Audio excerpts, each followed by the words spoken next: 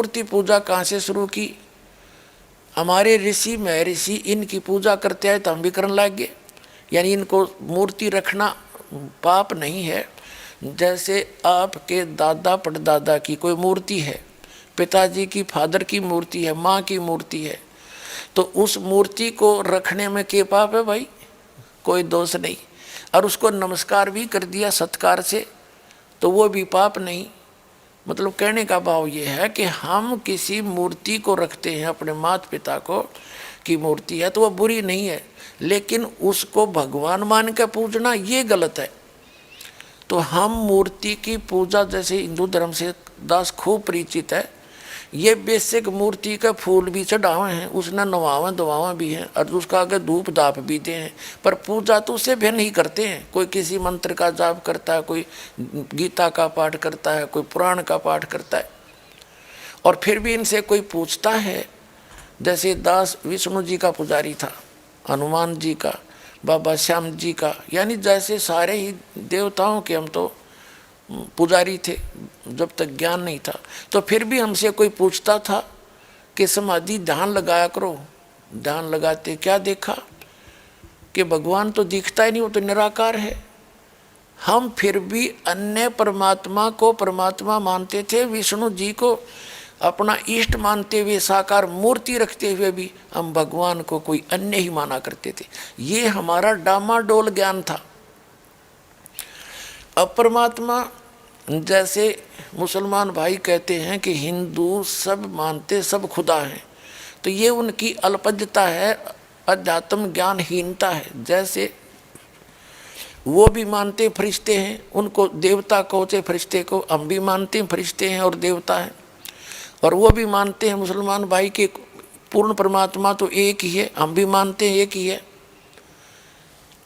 कहने का भाव ये है कि हम परिभाषा प्रभु की से अपरिचित हैं। तो 10 मिनट के अंदर आपको परिभाषा प्रभु की बताते हैं। जैसे एक तहसीलदार है, तहसीलदार को भी हम साहब कहते हैं। वो तहसील का मालिक है, स्वामी है। और फिर एसडीएम साहब है, वो से ऊपर हैं। फिर डिप्टी कमिश्नर साहब हैं, वो भी साहब कहलाता है, वो अपने डिस्ट्रिक्ट का मालिक है। फिर कमिश्नर साहब है। फिर मंत्री को भी हम साहब कहते हैं, मुख्यमंत्री को भी हम साहब कहते हैं, प्रधानमंत्री को भी हम साहब कहते हैं, और राष्ट्रपति जी को भी हम साहब ही कहते हैं। यानी ये सभी साहब हैं और सभी खुदा हैं। खुदा का मीन अपने सतर के स्वामी।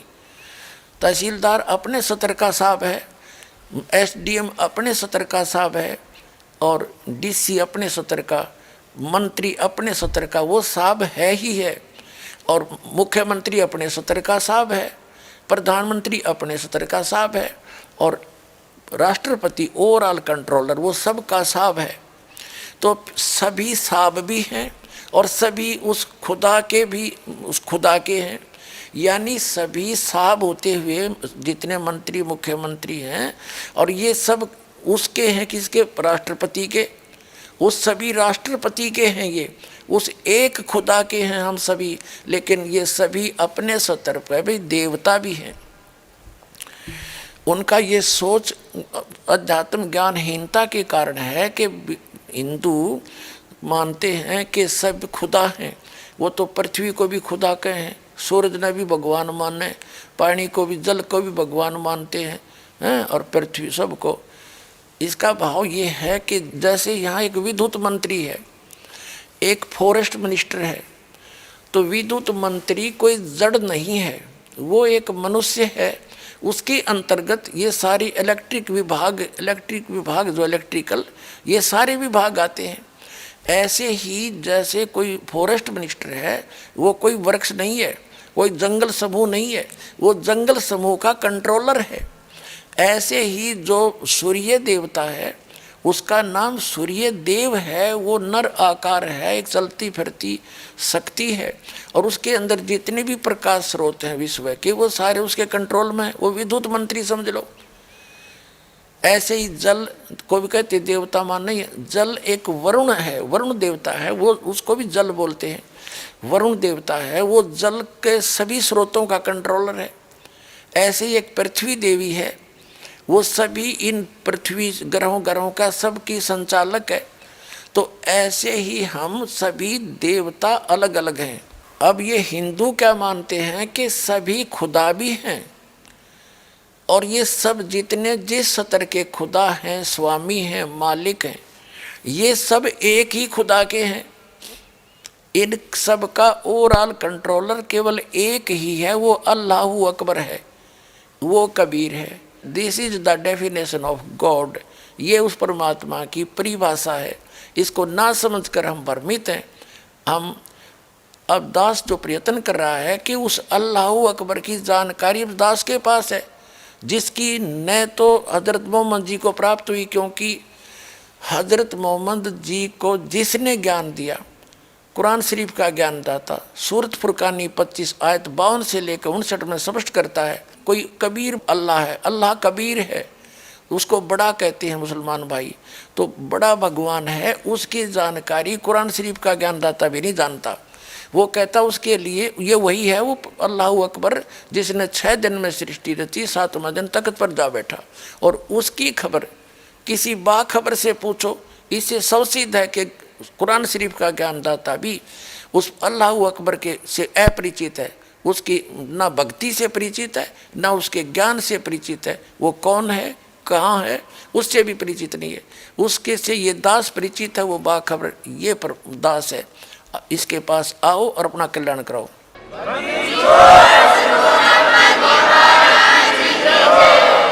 इसी प्रकार वेद ज्ञानदाता भी ये ब्रह्म है, जो कुरान शरीफ का ज्ञानदाता, जो कभी सामने नहीं आता, पर्दे के पीछे से गुप्त होकर आकाशवाणी करता है या किसी में प्रवेश होकर बोलता है।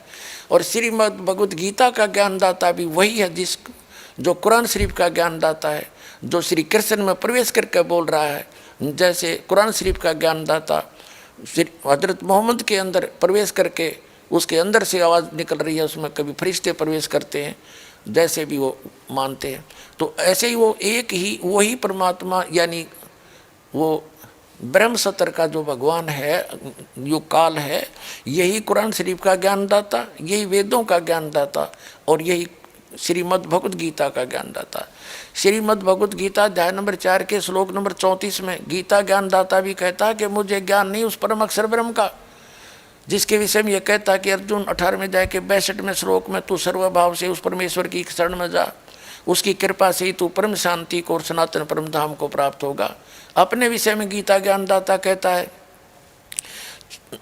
4थे अध्याय के 5 और 9 श्लोक में, दूसरे अध्याय के 12वें श्लोक में और 10वें अध्याय के दूसरे श्लोक में कि अर्जुन तेरे और मेरे बहुत जन्म हो चुके, तू नहीं जानता मैं जानता हूँ।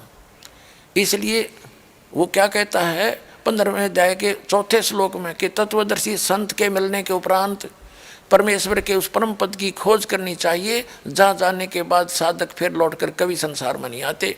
18वें अध्याय के 62वें श्लोक में गीता ज्ञानदाता कहता है कि अर्जुन तू सर्वभाव से उस परमेश्वर की शरण में जा, उसकी कृपा से ही तू परम शांति को और सनातन परम धाम को प्राप्त होगा। इससे सवसिद्ध हो गया कि गीता ज्ञानदाता, कुरान शरीफ का ज्ञानदाता, वेदों का ज्ञानदाता उस पूर्ण परमात्मा के ज्ञान से अपरिचित है। यजुर्वेद अध्याय नंबर 40 के मंत्र नंबर 10 में वेद ज्ञानदाता भी कहता है कि कोई तो परमात्मा को असंभवात, यानी वो कभी जन्म नहीं लेता, निराकार मानते हैं, और कोई संभवात कहते हैं कि वो जन्म लेकर आता है, भगवान जैसे राम और कृष्ण के रूप में। लेकिन वो परमात्मा कैसा है, वो जन्म लेता है या नहीं लेता है, वो क्या क्रियाएं करता है, क्या लीला करता है, उसकी जानकारी धीराणाम तत्वदर्शी संत बताते हैं, उनसे सुनो। यानी वेद ज्ञानदाता भी अपने से अन्य भगवान की महिमा बता रहा है। 40वें अध्याय के 15 और 17 श्लोक में 2 प्रभु से 2 जाते हैं। वेद ज्ञानदाता कहता है मेरा एक ओम नाम है, उसका जाप करोगे तो ओम नाम के सत्र का अमृतो आपको प्राप्त होगा, आपकी उतनी परम गति हो जाएगी। फिर 17वें श्लोक में कहा कि वो पूर्ण परमात्मा तो प्रोक्ष है, गुप्त है, मैं ब्रह्म हूँ, ब्रह्म लोक में रहता हूँ। इससे सिद्ध हो गया कि वेद ज्ञानदाता से भी कोई अन्य है और उसकी जानकारी किसी तत्वदर्शी संत से पूछने को ही कहा है। ठीक इसी प्रकार कुरान शरीफ का ज्ञानदाता भी अपने से अन्य उस अल्लाह अकबर यानी बड़े भगवान की तरफ की पाकी बयान करने को कह रहा है। वही समर्थ है, उसी ने 6 दिन में सृष्टि रची, 7वें दिन तख्त पर जा बैठा।